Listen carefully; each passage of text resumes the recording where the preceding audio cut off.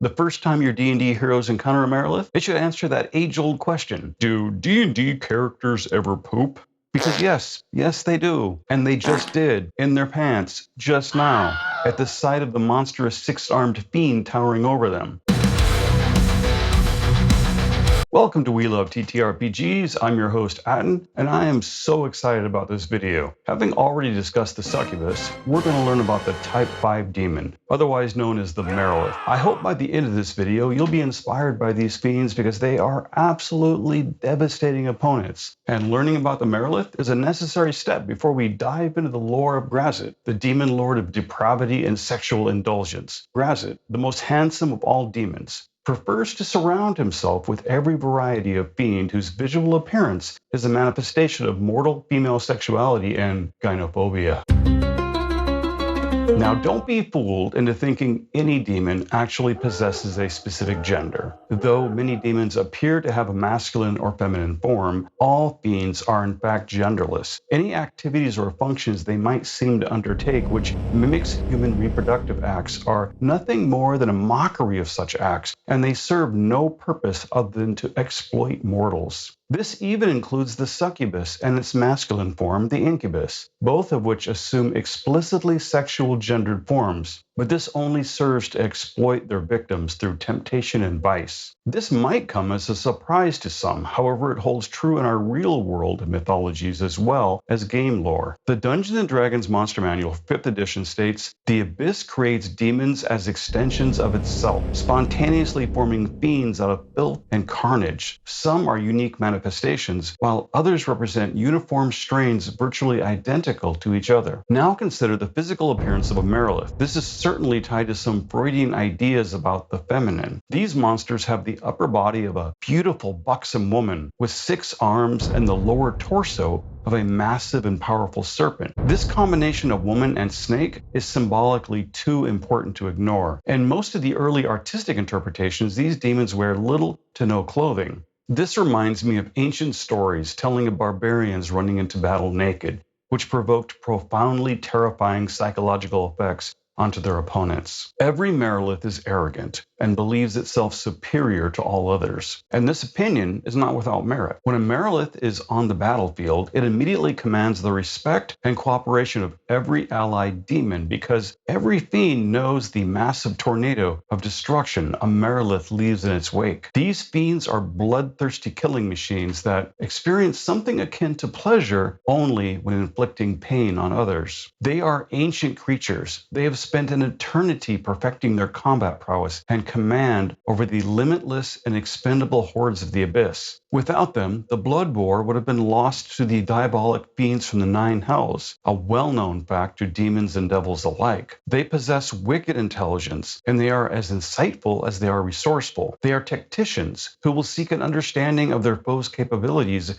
and exploit their opponent's weaknesses, both physical and psychological. At first, I started to wonder if Marilith, or rather the filth and chaos that forms to become Marilith, might appear differently to other non-humanoid beings. Like, how would such a monster appear to a species that didn't have a human-based psychology? Would insectoid people or myconid mushroom people see these demons differently? But it became clear to me that these demons are definitely manifestations of human and demi-human fears. They might assume different forms, but only with the aid of transformative magic to trick their intended targets.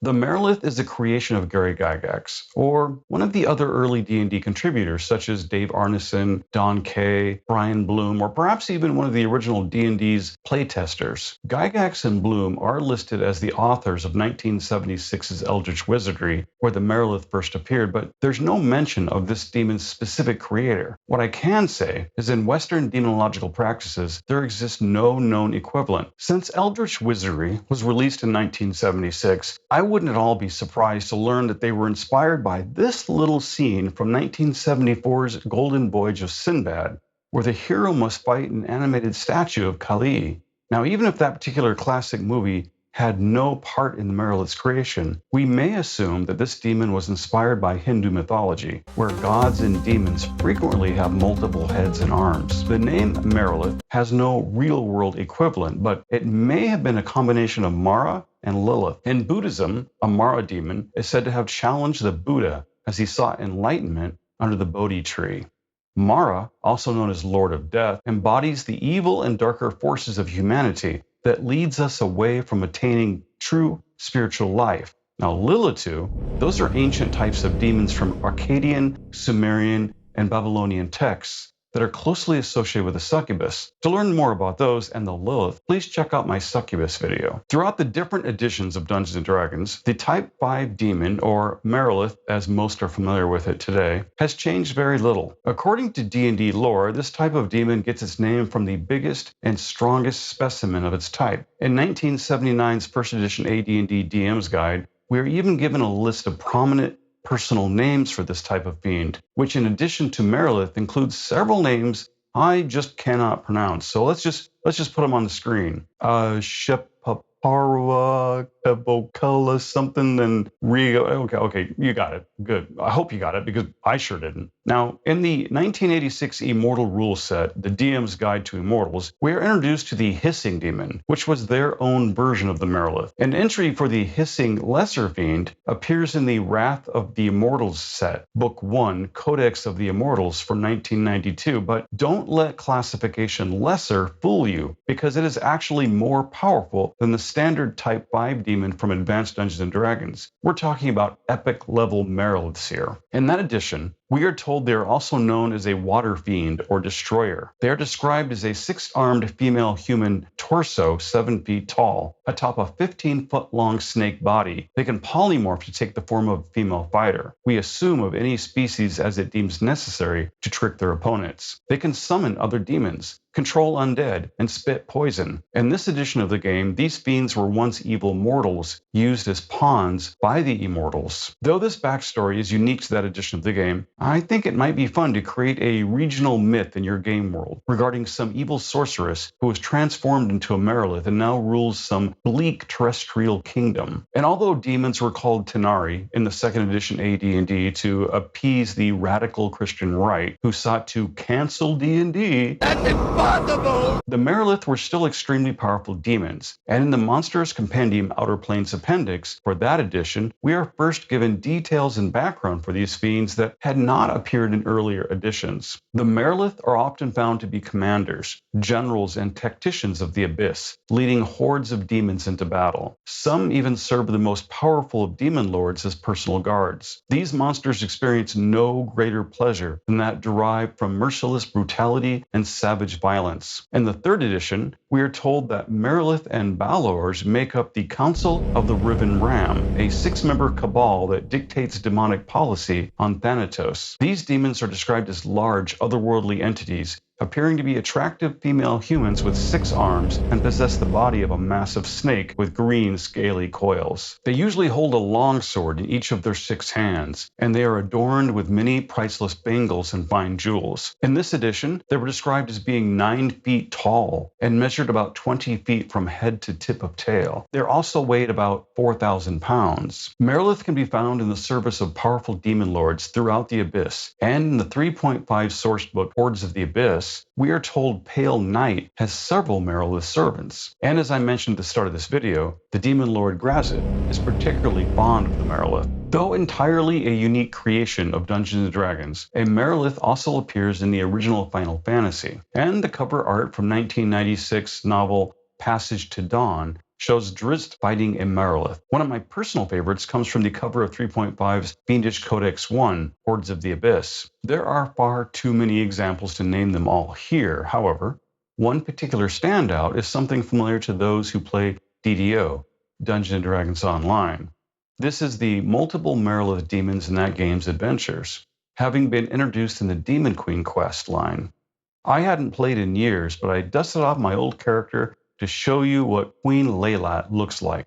Now, in 2006, those graphics weren't completely terrible. And speaking of demon queens, the queen of all Mariliths is Shaktari, who is ruler of Budra, the 531st layer of the Abyss, also queen of poison and worshipped by serpentine creatures such as the Yuan-Ti and Nagas. The fiend appears to be a Marilith of gargantuan proportions, with flaming red eyes, horns, and 8 arms instead of the normal 6. The demon lord's skin is of blackest night, and it is said to devour all that it sees. So cannibal, I assume. Shaktari is also one of the few creatures to ever escape from the wells of darkness. I'm definitely going to do a full-length video on Shaktari in the future, so be sure you've subscribed and you hit that notification bell so you don't miss any of my uploads. For 5th edition, the Marilith is described as terrible to behold and wields a wicked blade in each of its 6 hands. They're a devastating foe that few can match in battle. These demons possess keen minds and a finely honed sense of tactics. They are able to lead and unite other demons in common cause. Mariliths are often encountered as captains at the head of a demonic horde, where they embrace any opportunity to rush headlong into battle. The first time your party of heroes encounters a Marilith, it should be a terrifying experience that forces them to reconsider their choices. The first time your D&D heroes encounter a Marilith, it should answer that age-old question: do D&D characters ever poop? Now, Mariliths should never be just another common bag of hit points unless your heroes have reached some epic levels as to find themselves dominating abyssal politics. These beasts are among the cruelest, most powerful, and savage of all demons,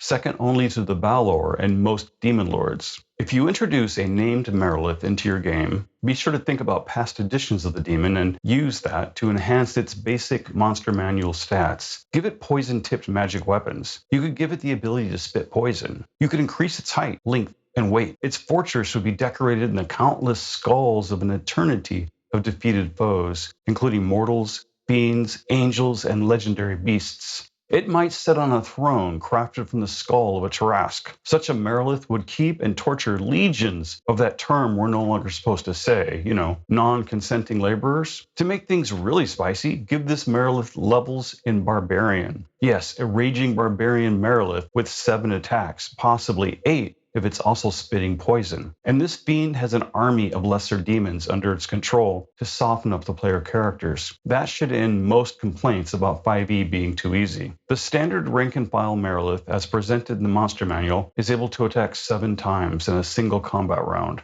6 with its melee weapons, and 1 with its massive tail. It may use its tail to grapple an opponent. Now consider a slight alteration to that standard tail attack by adding a sweeping knockdown effect instead. A Marilith could choose to grapple a single opponent, or it might attempt a broad sweeping movement, knocking prone any opponent in its rear or rear flanking positions within 10 feet. The DC would be the same as the grapple. Now, if you feel this is too powerful, you could rule that the sweep stops after any single target successfully saves. We are often told they wield longswords, but I would change this to give them 6 unique exotic swords, including the Egyptian khopesh, Middle Eastern scimitars, and Indian saber called a talwar. While 5e appears to make the Marilith's summoning powers optional, I would always grant my demons this ability. Demonic summoning has been part of lore since Eldritch Wizardry from 1976. Demons summoning demons is terrifying when you realize an encounter with one demon could quickly turn into a much bloodier version of The Trouble with Tribbles. Old people will totally get that joke.